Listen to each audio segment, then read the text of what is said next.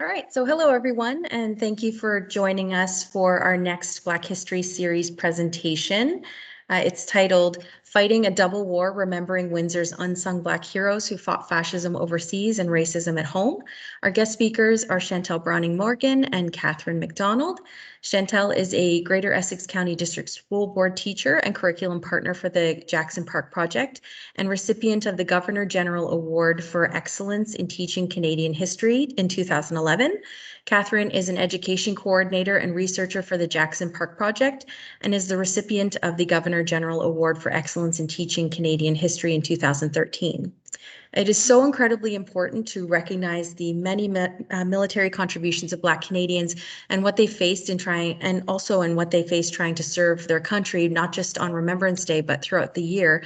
And there are so many resources available for you to learn more, including today's presentation. Also, following Shantelle and Catherine's presentation, I'll be sharing a list of suggested resources provided by Shantelle and Catherine for you to learn more. This presentation, as I mentioned, will also be recorded and uploaded on our website, Facebook, and YouTube pages. And you can also visit the Amherstburg Freedom Museum, where we have a display honoring Black Canadian soldiers. So please call us to book an appointment.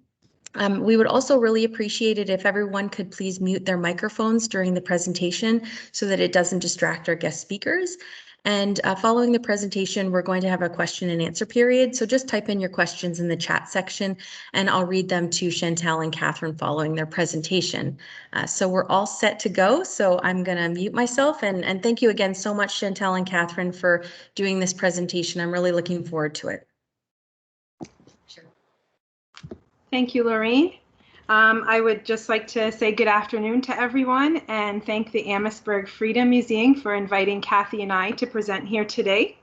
Before we begin our presentation, I would like to take a few minutes to talk about the Jackson Park Project. The Jackson Park Project is a multi-platform, not-for-profit corporation created to explore, memorialize, and celebrate the history of Emancipation Day celebrations here in Windsor. Our project focuses on the celebrations from the 1930s to the 1960s through the development of educational resources, a digital archive, and entertainment. That being the hope to bring to television a historical drama based on the celebrations that took place at that time. Furthermore, we are aiming to encourage ongoing conversations about these celebrations and their place within the larger landscape of Canadian history. In my role, I have been researching and creating lesson plans with Catherine McDonald. I will now turn it over to Catherine. Thank you, Shantelle. Shantelle and I are very honored to have the opportunity to share our research with you here today. And we'd like to sincerely thank the Amherstburg Freedom Museum for their tremendous support for our work. The Jackson Park Project education platform is dedicated to reshaping Canadian history to show that Black history is Canadian history by creating classroom-ready lesson plans and activities based on the Ontario curriculum.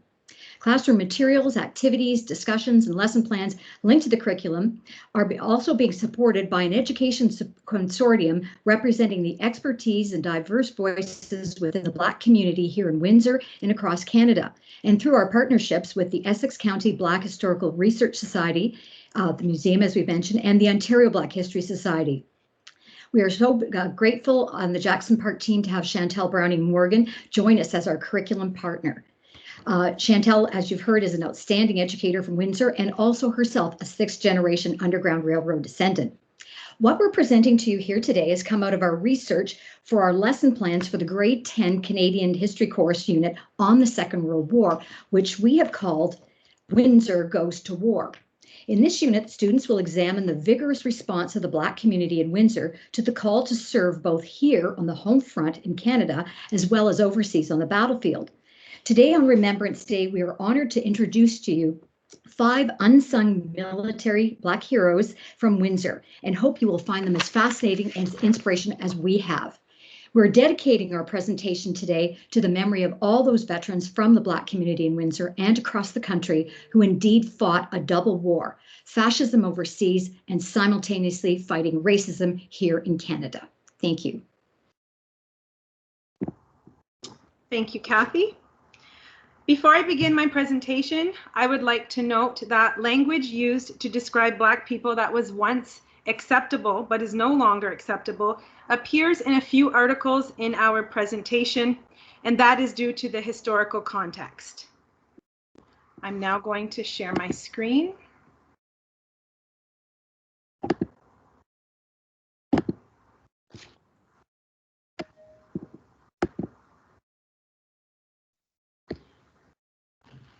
Are you able to see my screen? Yes. Okay, excellent.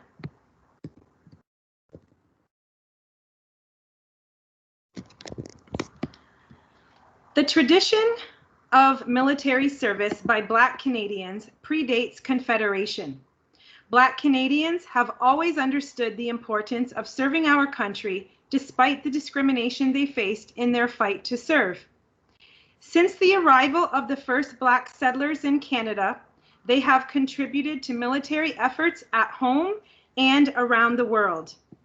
Today, I will share what I have learned so far about 3 extraordinary heroes from Windsor, and then Kathy will share 2 more stories as well as information about discriminatory enlistment practices. Firstly, I would like to share the story of Lieutenant Colonel Kenneth Jacobs. Kenneth Jacobs was born in Windsor on September 16, 1923. He would go on to become the first Black man to reach the rank of Lieutenant Colonel in the Canadian military. But it wasn't an easy journey, and through this presentation, I will share some of the challenges that he had to overcome. In his youth, Kenneth Jacobs attended Prince Edward Public School in Windsor from 1928 until 1936. After completing grade 8, he attended Kennedy Collegiate Institute in Windsor. After graduating from high school, Jacobs pursued higher education, but in 1943, he was conscripted into the Canadian Army. He was posted to the Royal Canadian Artillery Training Program in Nova Scotia, where he completed his basic training. He was then reallocated to the Royal Canadian Army Medical Corps for advanced training. He remained a private throughout the war. Private Jacobs was assigned to the operating room, where he trained as an operating room assistant, a position he held until the end of the war. After the war, he returned to school at Assumption College, followed by the University of Toronto.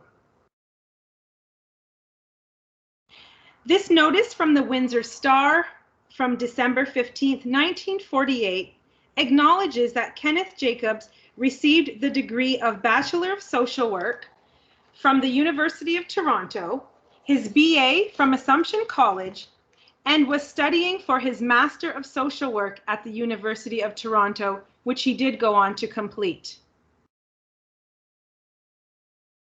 After graduation, Jacobs became the first African Canadian male to become a frontline social worker in the Toronto Children's Aid Society. Then in 1954, he was recruited by the Royal Canadian Air Force social work officers.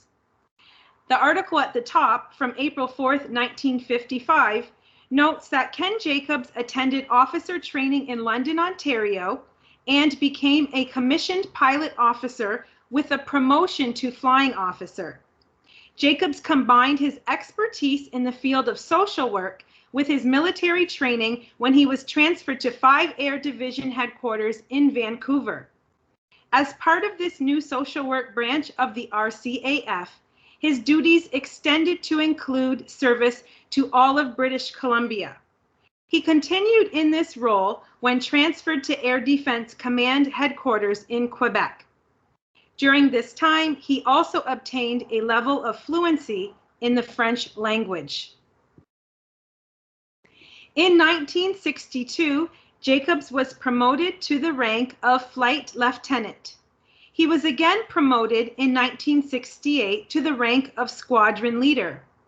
As Regional Social Work Officer at Mobile Command Headquarters, he was responsible for providing a social work service to the combined Navy, Army, and Air Force.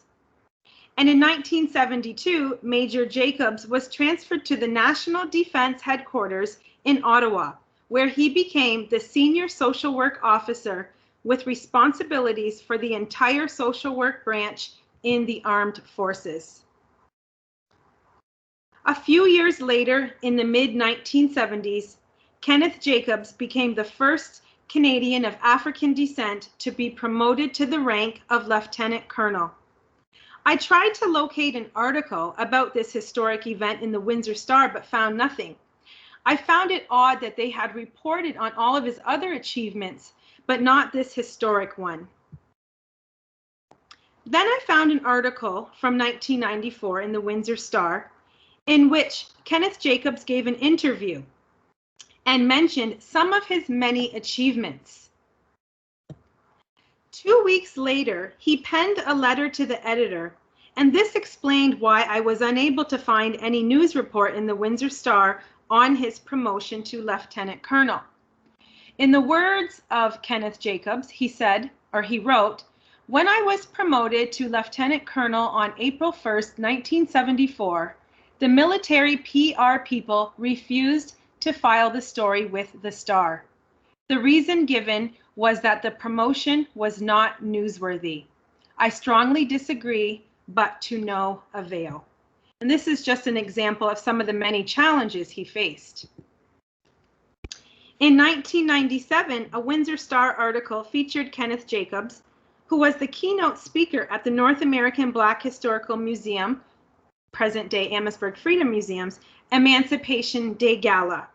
I would like to read an excerpt and a quote from the article. The article opens saying, "Ken Jacobs has something few Blacks in the Canadian military have: stripes. He also has scars. The retired officer battled his way through institutional prejudice to rise to the top of the Air Force Social Welfare Branch. And that battle wounded the Windsor native in ways the Second World War never could have." And in his own words, he said, "There was a distinct policy. Blacks would not be promoted. It's the story of every Black guy that joined the service. We're not a hell of a lot further along now."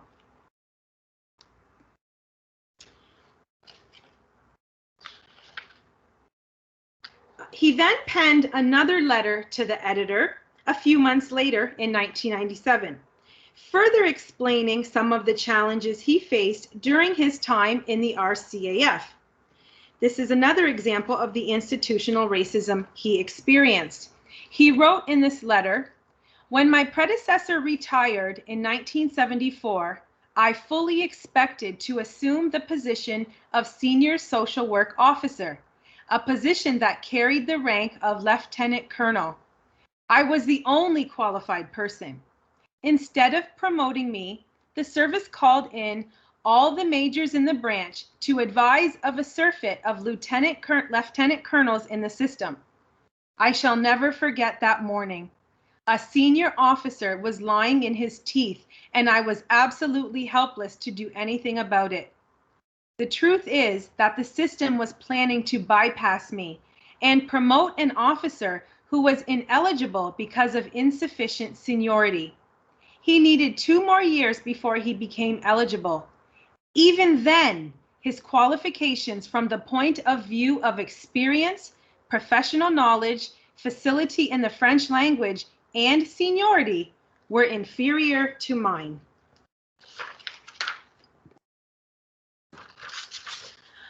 I wanted to play this video. Veterans Affairs Canada has a series called Heroes Remember, and there's an interview by Lieutenant Colonel Jacobs. Just to avoid any hiccups with Microsoft Teams, because it often happens with videos, I instead copied down his words onto the slide, and I will read them to you. Laureen will include this clip in the resource list that will be provided. "There were inconsistencies.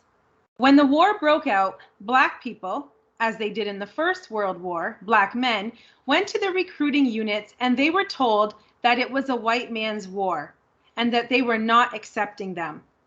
They tried to join the RCAF. The RCAF had a policy that was printed right in its recruiting advertisements in the newspaper. You had to be of European extraction. with a tremendous amount of political pressure applied to the government of the day by people on the East Coast, Black people on the East Coast, and also Black people in the community of Buxton, you know that community, letters were written to the Prime Minister, and as a result of this communication, the RCAF did loosen up its recruiting policy.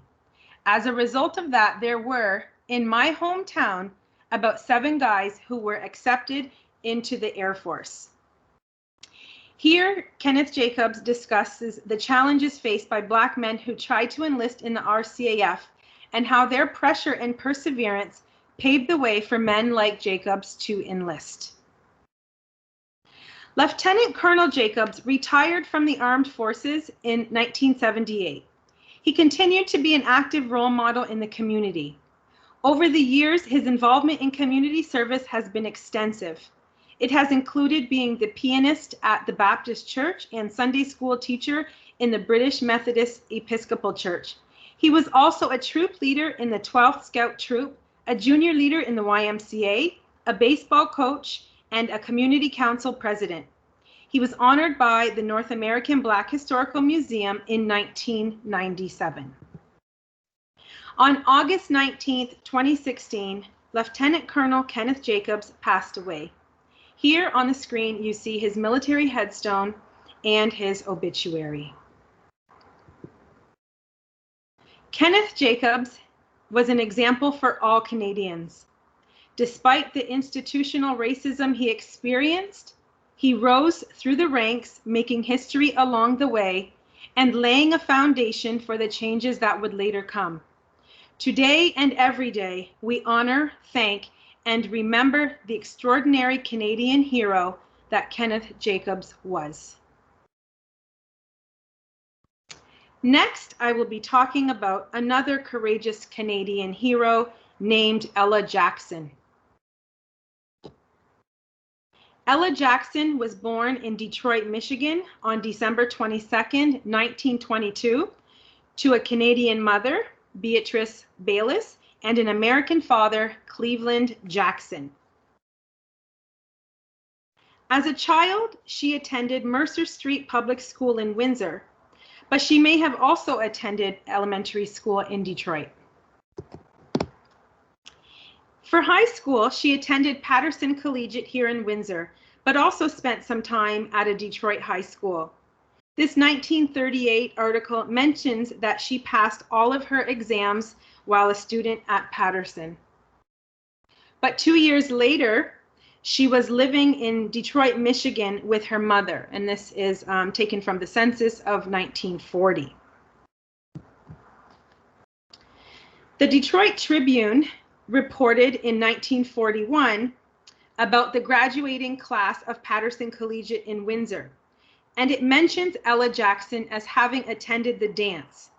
However, the Detroit Tribune also reported that Ella graduated from Northeastern High School in Detroit in 1941.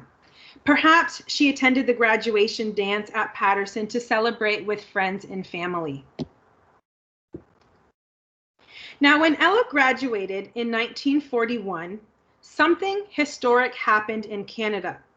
The Canadian Women's Army Corps was created because the Army realized that they needed more workers, but also because of the pressure exerted on the federal government by Canadian women who were eager to join the armed forces. Up until this point, women were restricted to volunteer roles. So the Canadian Army created its own Women's Service Corps, and in the summer of 1941, the Canadian Women's Army Corps, or CWAC, as I'll call it throughout the presentation, was officially established. A total of 21,624 women served in the CWAC. Ella Jackson was one of them. On the screen, you see some samples of the recruiting posters for the Canadian Women's Army Corps. The criteria was strict. Recruits had to be British subjects, between 18 and 45, single with no dependents, have at least completed grade 8, weighed at least 105 pounds, and had to be at least 5 foot tall and in excellent health. Recruitment began in September 1941, and here is a clipping about the first recruits who would replace soldiers whose services would be made available for other duties. Here are images of an information booth and young women at the recruiting office right here in Windsor. The newspaper clipping indicates that women who met the requirements could register at the Windsor office, and if their application was accepted and they did well in the interview, they would then be sent to London, where they would have medical exams and further interviews. Enlistment did not take place in Windsor. Combing over hundreds of CWAC news articles and photos, I couldn't find any that featured Black women. Yet I also couldn't find anything on an exclusionary policy. But I did come across 2 letters to the editor that appeared in the Windsor Star, which shed some light on why there was a lack of Black woman presence in the articles and images. Here is the first letter, which was written in September 1943, and I'd like to share an excerpt from that letter. There have been many letters in the letterbox on the prejudice practiced against our race, but I believe the most disgusting of all is the one which revealed that colored girls could not join the CWACs. There is a sign on Olette Avenue at the recruiting station saying, "Canada needs you." They publish in the paper the fact that girls are urgently needed in the CWAC to free men for active service. Yet when a couple of patriotic girls answer the call, because they are colored, they are told that Canada does not want them. And it is signed by a Canadian colored girl. And it goes on to further express the disappointment that this individual felt. A month later, there was another letter to the editor written entitled "Canadian Youth Protests Racial Discrimination," and I'd like to share an excerpt. Windsor is becoming a hotbed of discrimination. At the present time, it would be impossible to see a Negro girl or woman in the uniform of a CWAC. Why? It is because the CWACs will not accept colored girls as recruits for no other reason than the color of their skin. Is that then truly a democratic women's army? Is this practicing the principles of the 4 freedoms? Yet, despite this unwritten policy of racial exclusion and the images on the posters and the advertisements that did not feature women who looked anything like Windsor's Ella Jackson, in 1944, she did a courageous and honorable thing when she submitted an application to serve her country as a member of the Canadian Women's Army Corps. She passed her interviews and medical exams and enlisted. And in July and August of 1944, Ella Jackson was sent to No. 3 Basic Training in Kitchener, Ontario, where she would follow fitness training to develop strength and discipline.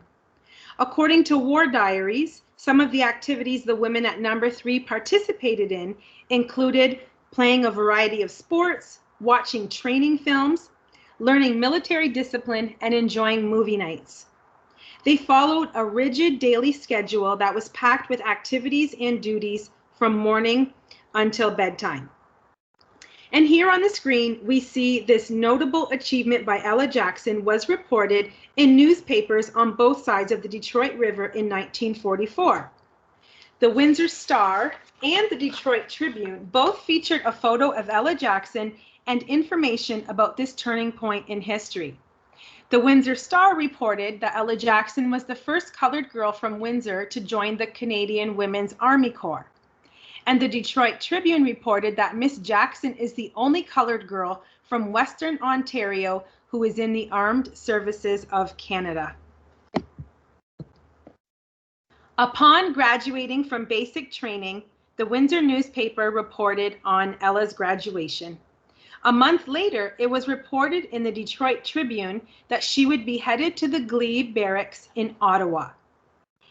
Kathy and I became very intrigued by Ella's story. We thirsted for more information, but we ended up experiencing some challenges along the way.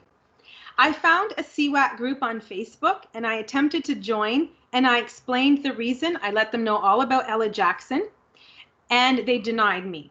I thought maybe it was a fluke, so I tried again and then again. Both times I was denied, and on the third time, they reported me to Facebook. So I moved on. I then reached out to the Canadian War Museum, and I was devastated by their response, which read, "Dear Shantelle Browning Morgan, I have verified our collection, and unfortunately, we do not have any documentation on Ella Jackson. I also verified on Veterans Affairs without success." I reached out to individuals involved in the development of the Canadian Women's Army Corps Memorial website, and although they read my messages, they never responded, and I sent those messages in the early spring, multiple messages. The only person to ever respond to me was another Facebook group administrator. It became very frustrating because it felt as though Ella Jackson had been erased from history. I knew that she had attended the basic training because of the newspaper articles, but why couldn't I find documentation anywhere? I reached out to family in Windsor and Detroit, still no documentation. It was at this time that Kathy recommended that I look at war diaries. So based on the dates of the newspaper articles, I decided to go through every single page of the war diaries from June, July, and August of 1944. And then in the July War Diary, I found an entry for July 11th, 1944, Company B, and it read W80358 Jackson E, and her duty that day was to serve as a mess orderly. I shed tears and reached out to Kathy right away because there was finally some documentation that she did indeed exist and that she did indeed attend the basic training at Kitchener and helped serve in the CWAC. I went on to find 2 more entries in July and August. What saddened me about the war diaries, though, was that at the back of the diaries, it was like a scrapbook of articles and images of the women who attended the training during those months.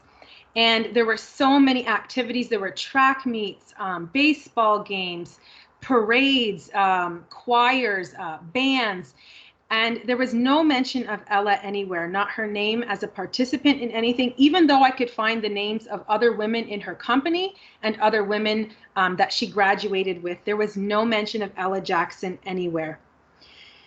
It just made me and Kathy truly wonder what her experiences were like. But we still don't know what happened next. Did she go to the Glebe Barracks in Ottawa? We haven't been able to uncover any documentation, but we know that that doesn't mean anything. Why did she spend some later years living in St. Thomas and Kitchener? Our research continues. We have so many questions, and if anyone has information or research suggestions, please reach out to us, and I will put our email addresses in the chat when I finish my portion of the presentation. Thank you so much. Ella Jackson passed away at Central Park Lodge in Windsor in 2002. My children and I visited her gravesite earlier this year, and I was surprised and saddened that she did not choose a military headstone, but it raised even more questions for Kathy and me. What we know thus far about Ella Jackson, and I would just like to thank Laureen for putting the call for information in the Amherstburg Freedom Museum's newsletter, because we are seeking information. We would like to learn more about her so that we can share her complete story. We know that she was born in 1922 in Detroit, Michigan. Her mother was from Windsor, her father from Detroit. She grew up in Windsor, but also resided in Detroit from time to time. We know she was a member of the CWAC in 1944, based in Kitchener. She spent many years living in St. Thomas and Kitchener. She spent some time in Detroit in the 1950s. I have found documentation for that. And I also uncovered that she was working as an elevator operator in 1950 in either Windsor or Detroit. She returned to Windsor, where she resided at Central Park Lodge until she passed away on October 16, 2002.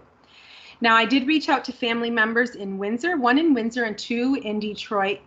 And One quote that a family member told me really stuck with me was that her mental state was very unwell as a result of her experiences with CWAC. So as I previously mentioned, we are seeking further information, and if anyone has any or can lead us in the right direction, it would be greatly appreciated.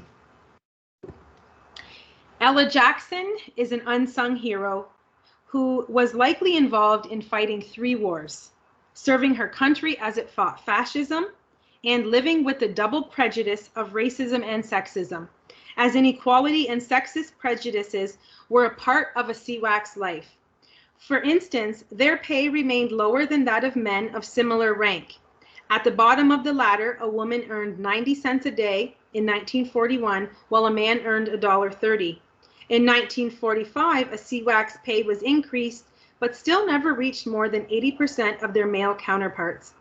In addition, civilians sometimes displayed open hostility towards women who belonged to CWAC, because many considered that a woman's place was in the home and that only bad girls would join the Women's Corps. Ella Jackson made a significant contribution to the war effort and paved the way for the integration of women in the Canadian Armed Forces. Remember her.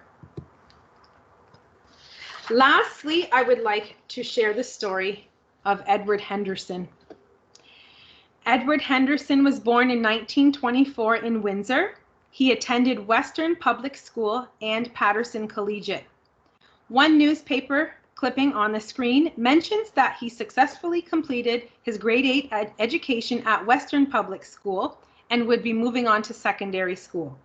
The other article mentions him winning the 30-yard dash at the age of 8 while attending Western School.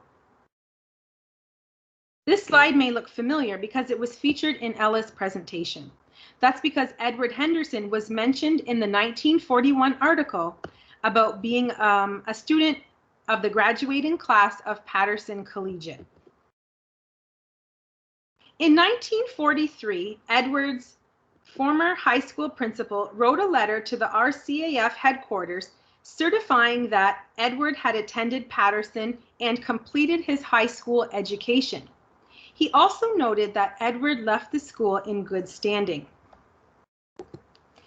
Now, in that same year of 1943, Edward Henderson was refused service at a Windsor restaurant because he was Black. It was the policy of the restaurant. Although we like to think of racial segregation as an American phenomenon, it was prevalent right here in Windsor. In 1942, a letter was written to the Windsor Star about Black men being denied the opportunity to enlist in the RCAF, and it goes on to say that, "I wonder what some of the smart people in Windsor think of that RCAF recruiting officer who refused to enlist 2 colored boys because of their color only, as they have a very good education. The majority of white men are very unfair to us. They don't want us to eat in their nice hotels and restaurants. I hope someday that these remnants of slave drivers will soon realize that we are just as smart and clean and willing to work hard as any of the rest of the Canadians in Windsor. Signed, Just As Good As You." The following year, another letter to the editor was written, which stated, "I am a returned soldier having served in England, France, and Germany in the last war. I have traveled all over Canada and part of the United States, but was never refused service because I was colored until just recently. We went into a hotel and sat down. The girl came and told us that she could not serve us. There were others being served, and I know they had beer." And also in 1943, a member of the RCAF went to the Windsor police station to report being denied service. The headline read, "Wanted to lay charge. Member of RCAF says restaurant refused to serve him." And I just pulled out a few quotes from the article. The member of RCF asks the policeman, "Am I going overseas to fight for such things as this?" And the response of the constable was, "I am sorry. We have a lot of chaps just like yourself come in here and report the same thing. There isn't anything we can do about it. And then he responds, I am going overseas to fight, and that's the kind of thing I am going over to fight for, is it? Asked the youth, remarking, so that's the kind of people in Windsor. The officer's remarks, combined with the number of similar articles that I have come across so far, reveal just how widespread racial segregation was here in Windsor. If servicemen in uniform were being treated in such a manner at Windsor establishments, one can only conclude that one can only imagine the treatment of plainclothes civilians. In that same year that he was refused service, 1943, Edward Henderson, age 19, decided to enlist in the RCAF. This slide and the next one are his attestation papers. It notes that he was a machinist, a Baptist, resided on Assumption Street, had some welding and model building experience, first aid training, spent 2 years as a cadet, and he enjoyed baseball, soccer, and fishing. And here is his registration card from April 1943 when he enlisted, just 19 years old. Edward Henderson was sent to the No. 6 Elementary Flying Training School in Prince Albert, Saskatchewan. An elementary flying training school gave a recruit 50 hours of basic flying instruction on a simple trainer like the Tiger Moth, Fleet Finch, or Fairchild Cornell over 8 weeks. Elementary flying schools were operated by civilian flying clubs under contract to the RCAF, and most of the instructors were civilians. The next step for a pilot was the Service Flying Training School. 2,467 air crew came to Prince Albert to do their elementary flying training, and 615 to do their air observer training. They came from all over Canada, Great Britain, New Zealand, Australia, and the United States. Sadly, not all of them made it to the Service Flying Training School. Some died during training operations. In total, 9 accidents killed 5 instructors and 9 students at the No. 6 Elementary Flying School in Prince Albert during its operation from July 22, 1940 until it closed November 15, 1944. Sadly, Edward Henderson was one of those students. Tragedy struck on November 24th of 1943. While Edward was in an air carrier, a collision took place between 2 Tiger Moth aircraft, like the one you see on the screen. The collision took the lives of 4 airmen, 2 instructors, and the 2 students. The one student initially survived the collision, but succumbed to his injuries 10 days later.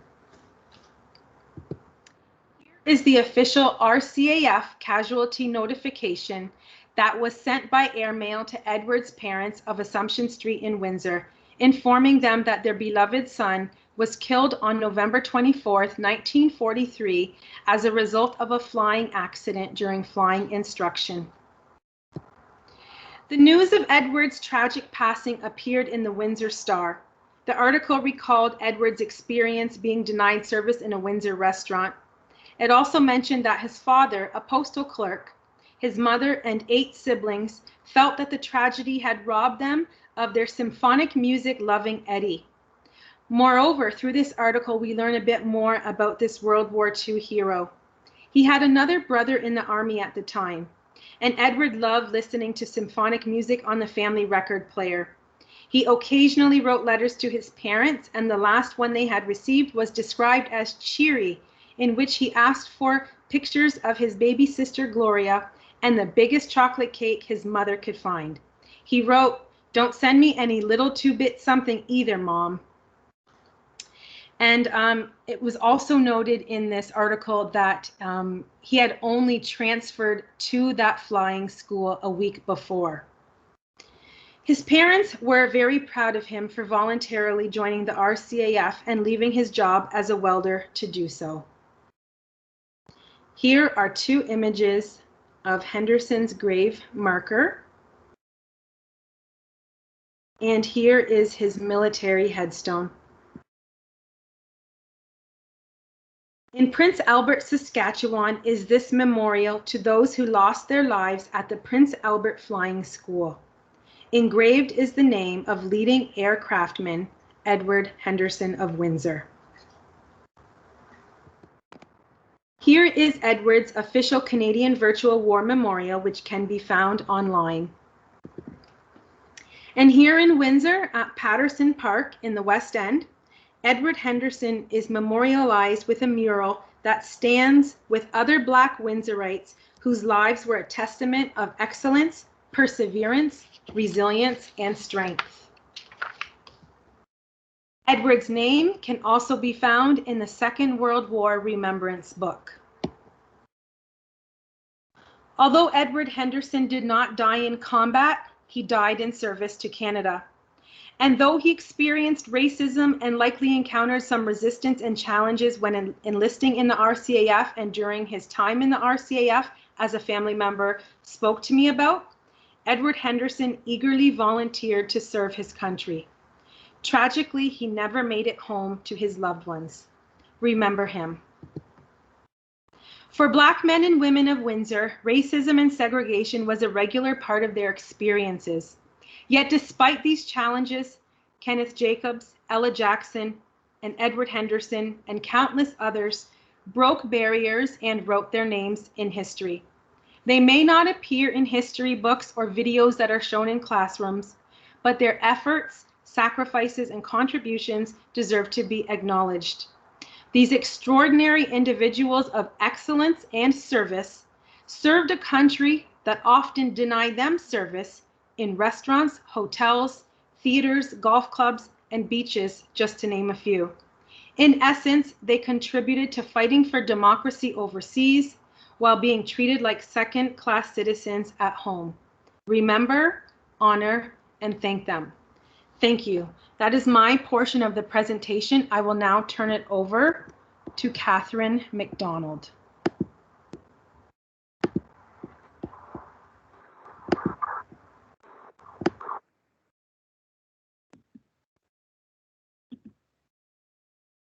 Oops.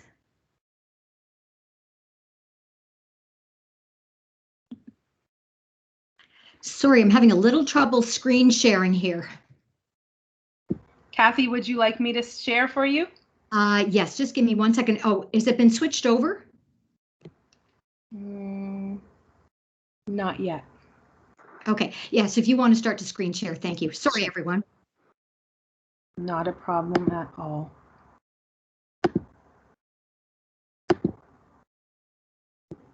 Okay, I'm just going to enlarge it, Kathy. Okay.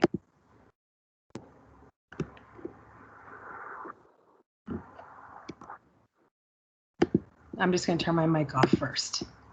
I can't, I'm seeing your presentation. I'm not seeing mine. Sorry. There we are. Okay, that's great. All right, and if you could start the slideshow.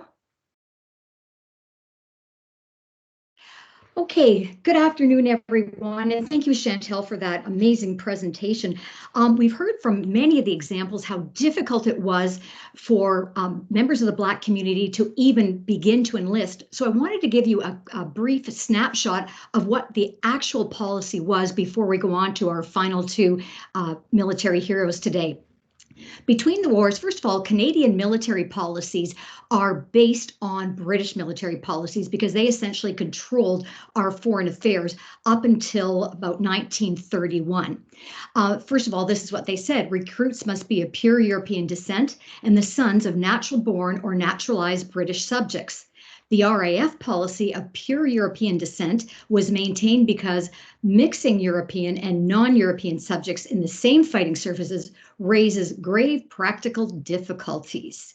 And again, our policies were based on that. Thank you. Next slide, please. I'm going to look quickly at the three different branches of the armed forces to show the official policy. The Royal Canadian Navy was the first of the three services to incorporate a racial enlistment restriction in its regulations and the last of the three services to modify the restrictions. In 1938, an order in council. So it wasn't done in the general public, in the parliament. It was done behind the scenes through an order in council to kind of keep this in the background, changed the regulations so that candidates for commissions as officers had to be of the white race and must be a British subject who resided in Canada for 2 years. This reasoning for excluding visible minorities was that confined spaces did not lend themselves to satisfactory mixing of races. And then you can see from down below that all Royal Navies that all Royal Navies of pure European descent and of the white race, that was the objective, to maintain that. Next one, please. The Army was considered, and I should have put around in quotes, the most progressive, that would be in quotes, branch. The policies and practices of the Army were the least racist, and that's not really a very high compliment. The apparent wider enlistment of Black and Chinese Canadians in the Army suggests that most units treated applicants fairly, and that's suggested, and restrictions were more a matter of local prejudice than Army policy or practice. Next slide, please.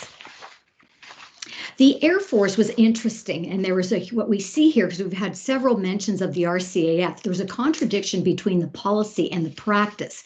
There was a change in the policy on the 31st of March, 1942, and the RCAF opened the special reserve to visible minorities for wartime service. But the pure European descent policy still applied to anyone wishing to enlist as an officer and an airman. Now, what it says here, by the end of the war, there were no longer any regulations precluding the enlistment of visible minorities. However, the practice of the RCF continued to be one of very careful, absolutely scrupulous screening of visible minorities. It was still very difficult behind the scenes to get into the Air Force and to become an officer. And that's going to be especially important for our next hero that we're going to hear about. Next one. Application of policies varied, and that kind of created some windows of opportunity. So here's a kind of an interesting twist. Some RCAF recruiting officers apparently accepted, others rejected visible minority applicants based on their personal opinions. So in this sense, yes, the RCAF reflected the diversity of attitudes in Canadian society about race, but the ones that were accepting had that discretion, they did have that discretion, really open up windows for some individuals, as we're going to see from our next hero. Next one, please. All right. So Wilson, I'm getting an echo. So, okay. Wilson Oliver was born in Windsor. Sorry, is this a problem? People keep an echo.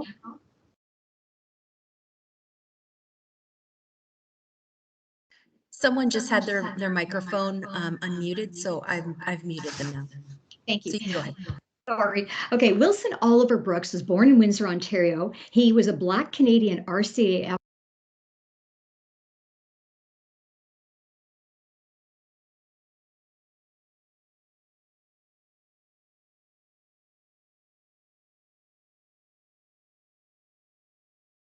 Oh, Kathy, can you unmute yourself?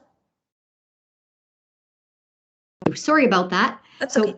Okay, Wilson Oliver Brooks was born in Windsor, Ontario. He became an RCAF officer, an educator, a civil rights advocate, a community builder. And what we'd like to ask you to do right now, I want you to consider as we go through his story, I want you to reflect on what challenge he must have faced to overcome each of these barriers. What qualities would he have had to be able to do this? And why he should be considered a Canadian hero. Okay, next slide, please. As I said, he was born in Windsor in 1925, the son of Mr. and Mrs. Oliver Brooks. He enlisted in the RCAF April 1943 and trained at No. 5 Bombing and Gunnery School in Defoe, Saskatchewan. That's where a lot of the RCAF training, as we found out from the last presentation, was conducted. He was one of the very first Black commissioned officers in the RCAF to serve in a bomber squadron during the Second World War. And in May 1944, he earned the rank of flying officer at the age of 19. Next, please. And you can see from this photo right here that was reported. It was considered important enough to be reported in the Toronto Evening Telegram. That was the third Toronto paper back in the 1940s. And here he is, the youngest colored officer and also the youngest RCAF pilot in Canada. In the bottom right, you can see where his mother is pinning his wings on his shoulder, and there he is in his flight suit. Next slide, please. War in the air, the Second World War was essentially fought and won predominantly in the air. The other, of course, branches of the military were extremely important, but as of the end of the First World War, the Air Force moved into the sort of top spot there in terms of determining the strategy of warfare. Anyone that was entered into the RCF, either in fighter squadrons or bomber command, had to be individuals of the highest level of skill and ability. All right, and the next one, please. Wilson was even up a step higher as he became a navigator for Bomber Command.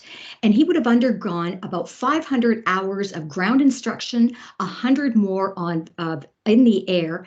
And at the end of the day, what they had to do is the navigators had to be able to plot a route with a course error of no greater than 11 degrees and being no more than 1 minute off per flight time.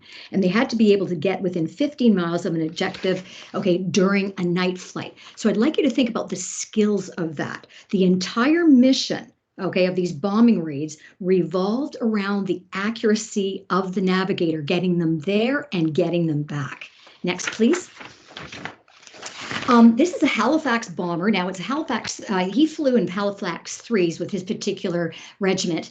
And this is a diagram of Halifax 2. It's the best I could find because it kind of peeled off the metal skin of the plane to show you where they were there, the sort of inside the working of the planes. The planes were extremely heavy to begin with and not very maneuverable and relatively slow compared with the fighter jets on both sides of the conflict.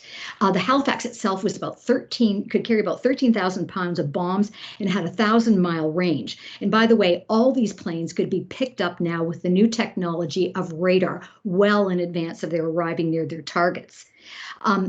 So you can see the front of the plane. I'm sorry I don't have my arrows to do this, but he would be just in behind the nose of the plane. And you'll see that it's got guns at the front, guns on the top, in the middle, on the dorsal, and then guns at the back. So they had to be able to defend themselves as they were very slow moving. They would fly in formation, and the navigators had to help them fly in formation. They would have fighter jet escorts only to a certain point as they went towards their targets. So that meant that there were constantly dogfights, aerial dogfights and aerial combat around them, trying to get at them to shoot them down, and then also from the ground, anti-aircraft fire.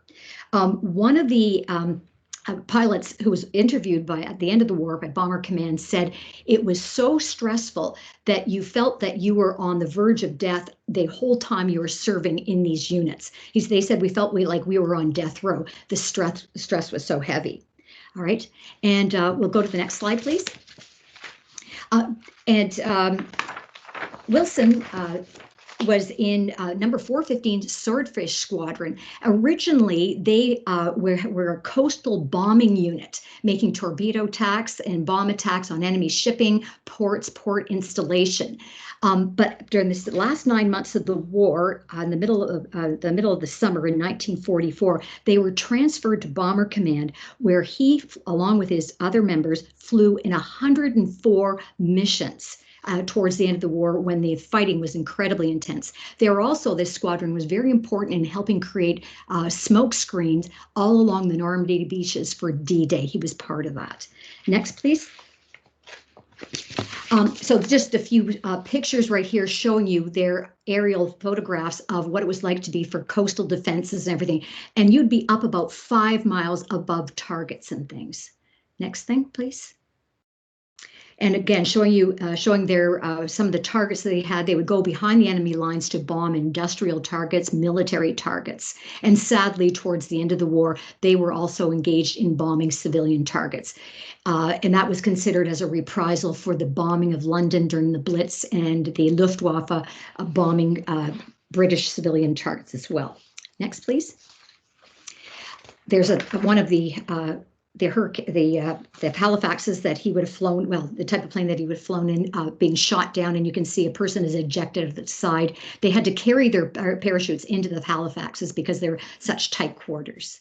Thank you. Next one. Just a list of some of these, since they started in July 1944 and started active flying, gives you a list of the sorties or missions, okay? And you can see from January 5th, aircraft lost, Halifax lost, etc. Next, please. They had the highest death rate in bomber command amongst all the armed forces on the Allied side. So they're of all the 100% of people, if you start at the very beginning of bomber command early on in the war and went to the end, only 10% survived the whole war, about a 50% death rate. And that was essentially only topped by the Nazi U-boats that were submarine warfare that claimed even a higher rate of life. So it was incredible if you think about Wilson's skill.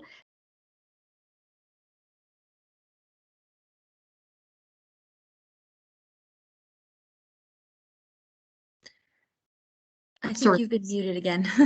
Somebody muted me, sorry. So just to track back there a bit. So it's incredible to think the skill, the bravery he had, the coolness under pressure to be able to ferry all those people, his crew, back to the targets and back again safely. Absolutely phenomenal record. Okay, next slide, please. After the war in 1947, Wilson formed the Toronto Negro Veterans Association and would join with other community members in putting public pressure on in such cases as discrimination on the basis of color against Black women who are trying to become nurses within our hospital system. Next, please.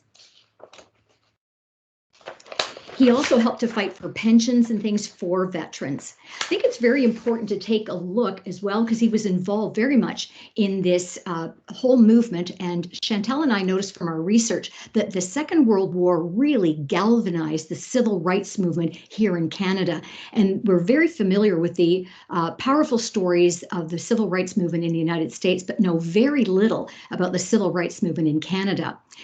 So he, through the Veterans Association, he started allying with other people like the Hour a Day Club, as they mentioned here in Windsor in this article. They fought for different rights for Black citizens as far as employment in hospitals and in other areas. But I think it's worth noting this one. In the days before the street protests of the 1960s that we're so familiar with, African Canadians wrote letters, held meetings, sent delegations to Queen's Park and Ottawa, staged sit-ins to protest their treatments. They aligned with Progressive Labour, Religious and Civil Liberties Group. And as a result of these actions, the Fair Employment Practices Act was passed and outlawed discrimination and employment. And in the Fair Accommodations Practice Act came directly out of their actions and made discrimination in public accommodations, possible, or it made it illegal. And people could now have a piece of law to go and take companies to court. So they directly tested their right to eat in restaurants, be served in a cafe, as we saw wasn't possible during the 1940s, sit in movie theaters, skate at local rinks, or rent the housing of their choices. And companies now were being prosecuted and fined. So it was starting to get this civil rights movement was growing as a result of this. And this was in large part of a tremendous contribution by Wilson. Next slide, please. And if that wasn't enough, in post-war life, he became Toronto's first Black male teachers. And I love the quote from the Toronto Star. On the opening day, the first thing, so this shows you kind of the things that he would have been up against, what he would have faced. And you wonder what would be going on his mind. How did he find the resilience and the strength to overcome this and face this down? On the opening day, the first thing my students noticed about me was my color. Now they know me as a teacher and a person. And I think the first impression has disappeared. They can see that the color of a person's skin is not important. So this is an incredible, breakthrough for the city of Toronto. The next one, and those very lucky students he had. In addition to that, Brooks became Toronto's first Black school principal. Another quote, again, this is from the Toronto Star. He was occasionally asked where he came from. His family has been in Canada since 1840. Again, overturning more misunderstandings, okay, about Black culture. Next slide, please. He also went on to continue to build a community, and as being one of the founding members with among other members, such as Dr. Daniel Hill of the Ontario Black History Society. And an interesting thing, in 1979, they had presented a petition to the City Hall in Toronto to have February formally proclaimed as Black History Month. And in 1979, the first ever Canadian proclamation was issued by the City of Toronto. This is not the national recognition. That's going to happen later in the 90s. Okay, next one, please. And just to consider his important legacy, we loved his headstone. He followed his dreams and inspired others to pursue theirs. If you look in the top left-hand corner, you can see that he's got his number 415 squadrons, the swordfish squadrons insignia on the top left-hand of his headstone. And the last slide, please, for him. What we do is have students analyze, and I hope you've been thinking about this as you're hearing his story, analyze Wilson Brooks as a role model, a man of many firsts, and as a true Canadian hero. We ask students, we're going to ask them to think about what inspired you. How did his story affect you? Why do you think that, what qualities would he have had to be able to have overcome and accomplished so much in his life? And you talk about a life well spent. We hope this will help give courage to students today to stand up against barriers that are put in front of them and to persist, okay, and to share their talents and gifts with others, despite the fact that they may not always be appreciated. Next slide, please. Private John Andrew Taylor is our final veteran we're going to take a look at today. And next picture, please. We have to thank the AFM for sending us so many records and support for our studies here. And this is where our story began, with this picture that they had sent to us. And Shantelle and I looked at the picture on the right, and we looked at it and said, oh my gosh, look how young he is. He could have been a student in our class. And there's two beautiful notes that are attached to that. And the first one's got the date when he enlisted. And the second one, and he's saying to his parents, well, he's sending the picture to his mom and his aunts. He said, but I'll send you a better picture later. And we're both looking at the picture and said, wait, what's wrong with this picture? What a beautiful young man. And the handwritten note is particularly poignant. It says he died 6 days before the end of the war. So this was a clue. And he joined the service to help feed his family. And that just grabbed our hearts. We thought, we have to know more about this young man. So we started with two things. When he said we had two kind of possible dates here. So 6 days before the end of the war would have been May 2nd, because the war ended in Europe on May 8th, 1945. And I thought, well, how do we start this research? So I said to Shantelle, you go and look at Vivian. And Shantelle said, I think that name Taylor sounds familiar. And I said, okay, I can see on his shoulder, I'm seeing RCOC, and that's the Royal Canadian Ordnance Corps. So next slide, please. That's where our research began.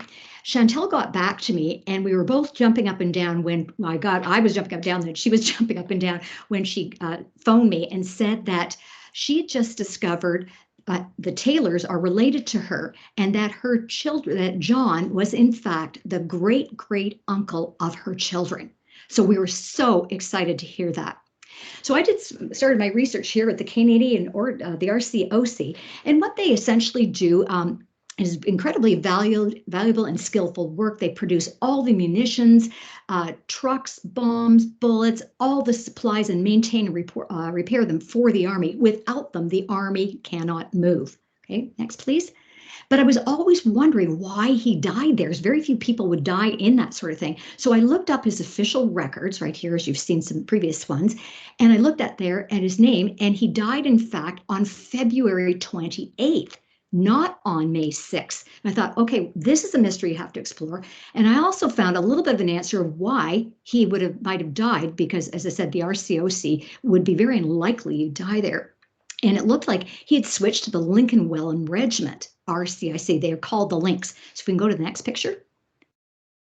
So, in fact, you can see from the top line there, he actually switched over on January 29th, 1945, He joined that regiment and he died less than a month later on February 28th, 1945.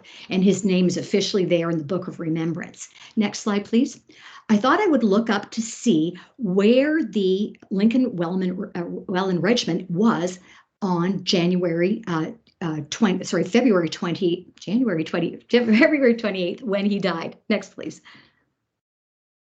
And I found out they were fighting in the Netherlands. In the campaign, it was called Campaign Veritable, and that is the campaign to push the German army out of the Netherlands. The last tail end of it was particularly as they were pushing the German army back towards the German border.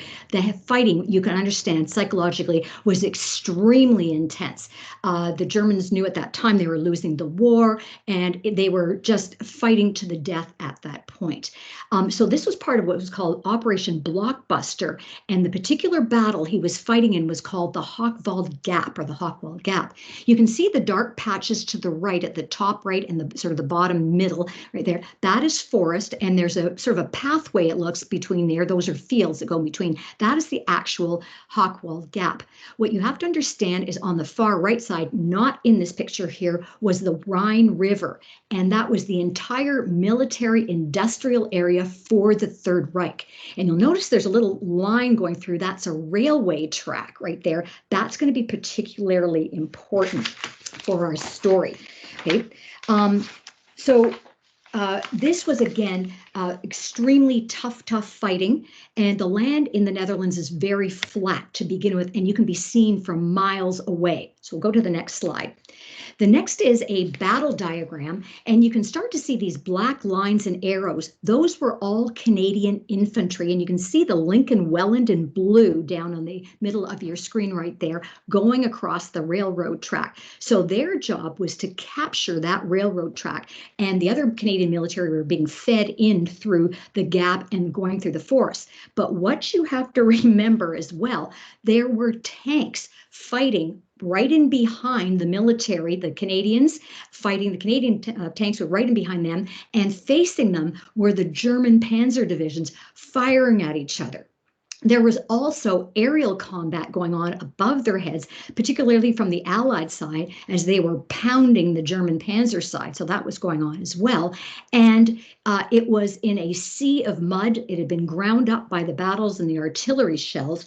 And of course, there were landmines that they were walking across. And of course, it was in a sleet storm as well that these troops, including John's troops, the Lincoln Welland, were fighting. Next slide, please.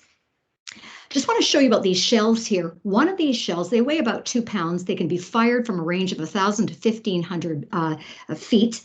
And they are capable, one of them is capable of piercing plate armor to the depth of 10 centimeters. So remember, they're in the midst, the infantry are in the midst of this. Next slide, please. We can see the tanks that the Canadians use, and you can see that they're bogged down in the mud, and the place has just been absolutely leveled. And on top of that, there were landmines embedded in this. Next, please. And just to give you an idea of being caught in the middle, like this is devastation from tank warfare, and these infantry troops were fighting in the middle of this. Next, please. Here's an eyewitness account. We were in the middle of it, standing, trying to push forward. Well, we didn't stand long. We went to ground damn fast, and there was mud everywhere. I remember hearing the shelling, and then after a while, I didn't hear anything, but I saw it.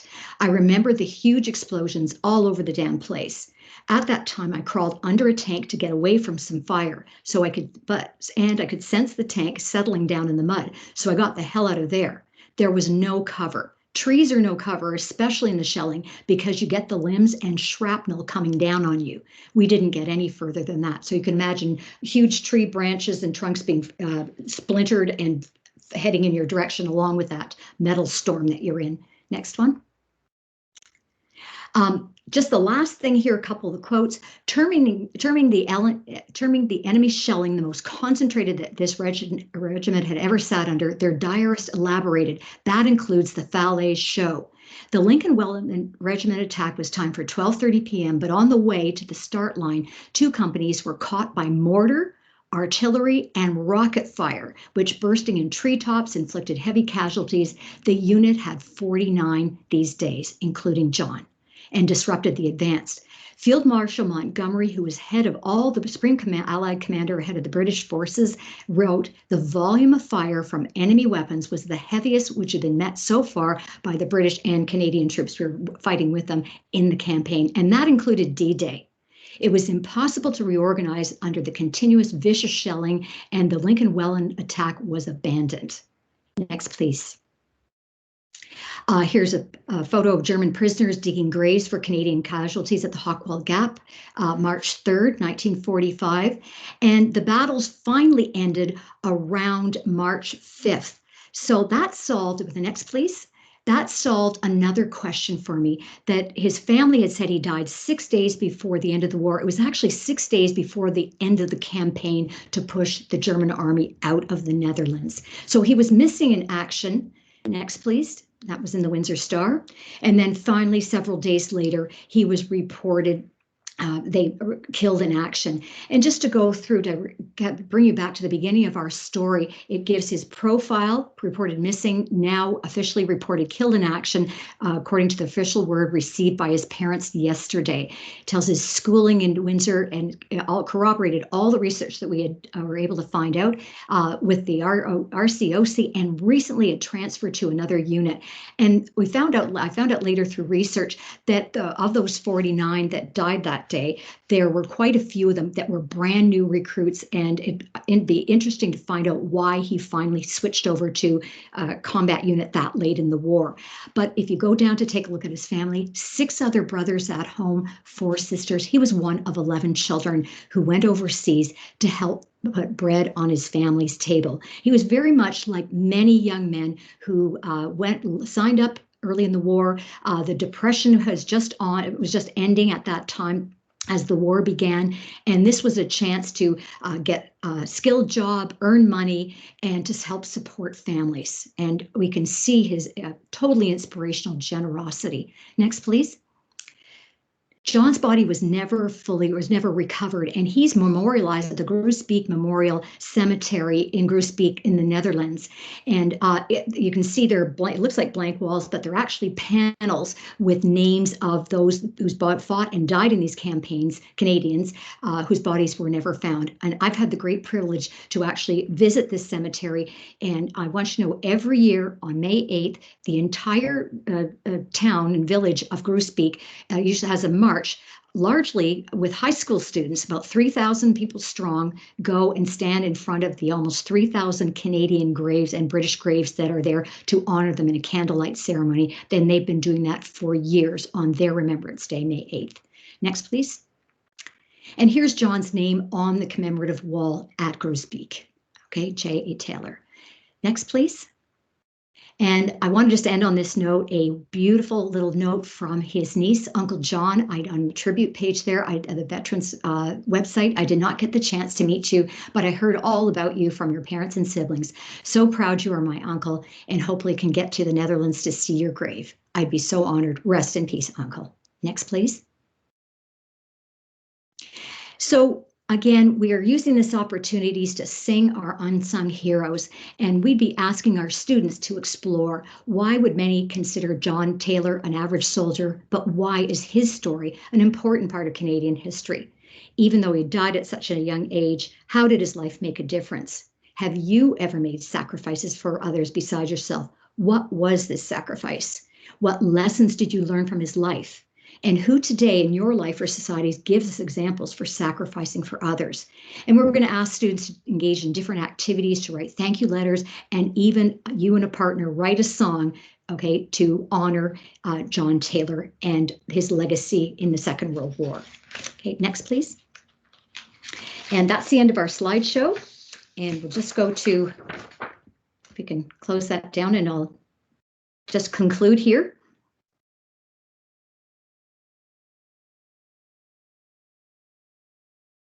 Okay. So as you can see from our presentation, our 5 heroes, along with other Black Canadians, truly fought a double war, both overseas and here on the home front.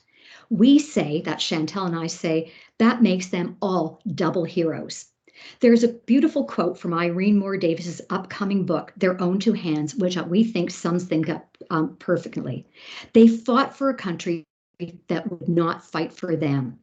The guns and weapons of the Second World War have been silenced, but the struggle against racism is still being fought in Canada today, as it was during the 40s and before. The impact of racism can clearly be seen in the lives of our 5 heroes.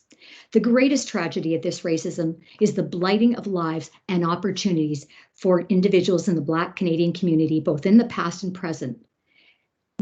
This is a double tragedy, for with the loss of so much talent and so many missed opportunities, we as Canadians are all the poorer as a country. Thank you. Thank you so much, Catherine and Shantelle. We're going to open it up to the question and answer period. So I'm going to start with a question so people have an opportunity to type in their questions in the comment section so I can read it to you. Or if you wanted to ask a question yourself, just raise your hand and I'll call on you. So I had 2 questions actually. The first question is, you'd mentioned you'd spoke with family members who were related to these servicemen and women. And I was just curious if there was any hesitation on their part to share this history, because it is quite painful in some instances, as you talked about. And then my second question is you'd highlighted 5 very important people today. With your lesson plans, do you have the intention to expand that to more people with time so that you can research more and introduce more people? I'll answer that one since I spoke with family members. I didn't really come across any hesitation. I found that initially I found family members were taken aback, but once I explained that this history is deserving of being shared, and that we have heroes that look like us and who contributed to military operations throughout Canada's history, then I found that they were forthcoming to share information and were actually really appreciative. And I know that there are some of John Taylor's family here today, and his niece Christine was extremely helpful in providing some information to me. So I would just like to thank her. And then the second question, really good question, Lorraine, because I actually just learned about another individual the other day from a post by Leslie McCurdy, a comment she made on a post, and it really inspired me to find some more information on this individual. So we are definitely open to including more stories. We're not limited to the 5. And I thank you, Lorraine, for helping find some information on that individual the other day. I don't know if Kathy has anything to add. Yeah, just to add on to that, yes, we definitely want to expand this, but we're trying to provide teachers with templates for studying, these different case studies that we're actually presenting. And we hope to continue to include and give lists of other names from around Windsor. We hope this expands to other, communities across Ontario and Canada-wide too, to do the same kind of thing. But I think it really shows you the challenge, because as Chantelle's pointed out too, we found all the way along, a lot of the history was never reported, was erased. And it seems like we've been working for a long time, but we have to dig the stories out person by individual, and we go down a lot of research rabbit holes that are going in the wrong direction, but we discover more fascinating things. It's taken a long time to do that. Definitely worth it. But yes, and we do rely on interviews and information from people. So we'd welcome any resources, information that you could give us. If you've got a family member, we would love to include them in this. All right, okay. Did anyone have any questions? You can just unmute yourself and go ahead and ask.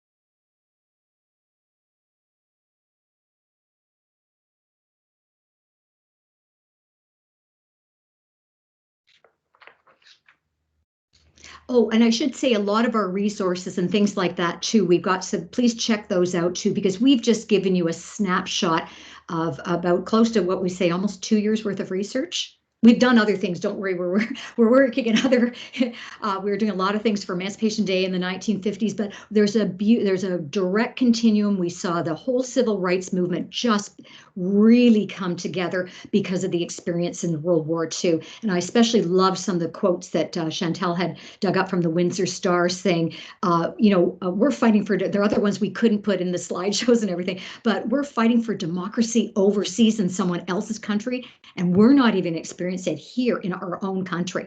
It's just, it was just jaw-dropping to see some of this stuff in just in print and the military policies. So for us, it's been a fascinating time, and it seems like it's just there's just so much material that we're coming across. It's been wonderful. So I'm not seeing any questions in the comment section, just very lovely comments telling you how amazing the presentation was. So I'll give one last opportunity if anyone wants to ask a question. If not, then we'll end there. Does anyone have any questions? Yes, hi there. I would like to ask a question. Okay. Yes, I wonder if Shantelle and Kathy could both extend on when they said they were trying to find the history and it seemed like it was erased. Is it something that's common when you're doing research on Black history, or it's just that it was not documented at all? Well, for me, I really found the erasure when it came to Ella Jackson. You know, when I reached out to the Canadian War Museum and they're telling me there's no documentation, and then trying to join CWAC groups and they're denying me. So there is documentation because we know we have confirmation that she was indeed a member at the No. 3 Basic Training School. But it's just very difficult to come across the information. It's not as well recorded and preserved as it is for other members. There are hundreds of photos of CWAC, women in CWAC, and we didn't find not one of a Black woman in any image other than a painting. So there is definitely the erasure there due to skin color. That's what I really experienced. With the other ones that I've studied, there was a lot of information on Lieutenant Colonel Kenneth Jacobs, and as well Edward Henderson. I didn't come across any erasure there. It was mostly Ella Jackson, but again, she would have dealt with a double prejudice, being Black and woman. Okay, and if I can add to that too, what we started when we first started researching, I looked on military records and things like that to find out, Blacks in the military and the official government sites, but they didn't record race on those things. So I thought, oh my gosh, where do we start? So we're starting more with individuals, okay, and the museum was incredibly helpful for us to discover that. We also, and we have to give a shout out to Kathy Grant, who has running this amazing, massive national project on Black veterans based on her promise to her father when he was dying, that he said to remember us.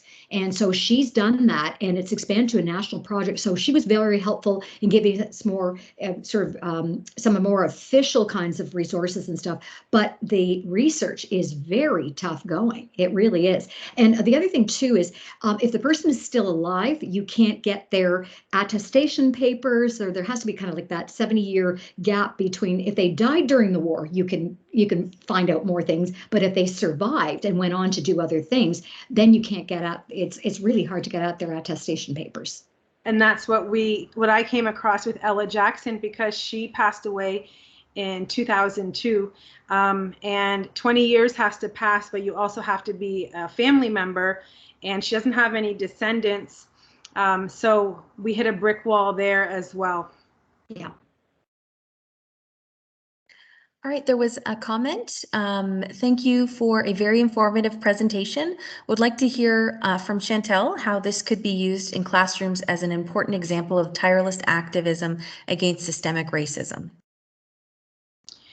Well, I think it could be used in classrooms just by looking at their experiences and how they persevered in spite of the, discrimination and resistance that they met, not only here in Windsor, whether it was in cafes or restaurants or when it came to enlisting, that they persevered. So just using their experiences as examples in how to move through society today when we encounter those types of challenges and barriers, and just never giving up. And that's what Kathy and I found is, no matter how many barriers or challenges they experienced, they kept going. And when we look at Lieutenant Colonel Kenneth Jacobs, I mean, it was just promotion after promotion, and he dealt with so much institutional prejudice, and he never gave up. And these stories are, such important stories of resilience and hope and strength, and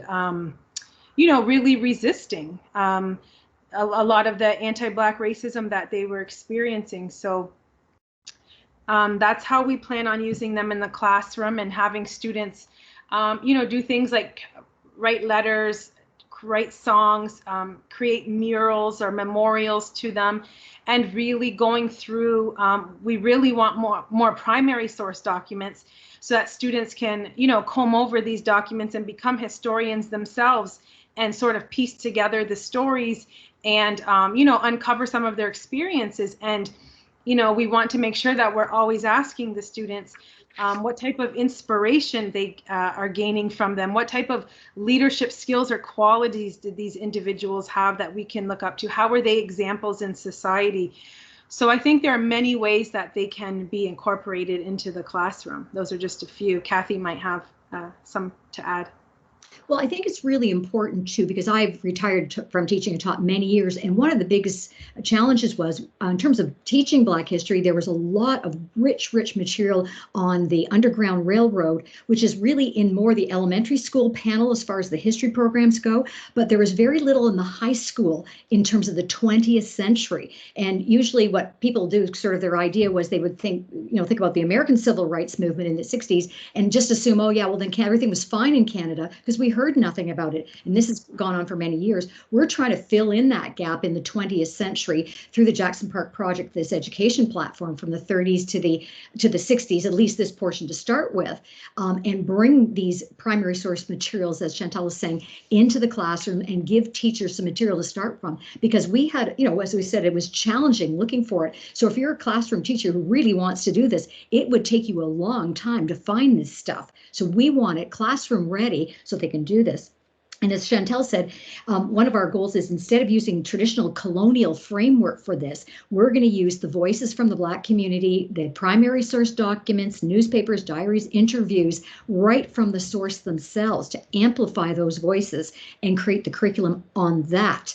Okay, and as Shantelle said, we want to use a discovery method, have the students read these primary sources and see. You can't tell a high school student anything. They got to figure it out for themselves, and that's the way it should be, because we want them to be good critical thinkers. So let them discover it for themselves. So. Fantastic. Thank you both so much. I think we'll end it there. There was a comment as well. Next year, perhaps this could be a webinar extended to classrooms to watch and perhaps participate. And there's actually a couple classrooms watching today, so that's fantastic that there's students with us today. But hopefully we can broaden it next year. But I just wanted to end by just thanking Shantelle and Catherine so much for this really powerful presentation. We are so grateful to you for sharing this. And again, this will be recorded and uploaded to our Facebook, YouTube, and website. So people can learn more about or watch it again, watch it for the first time, or share it as well. So thank you again so much. And thank you all for joining us as well. Thank you. Thank you for inviting us, Lorraine. A real pleasure. Thank you.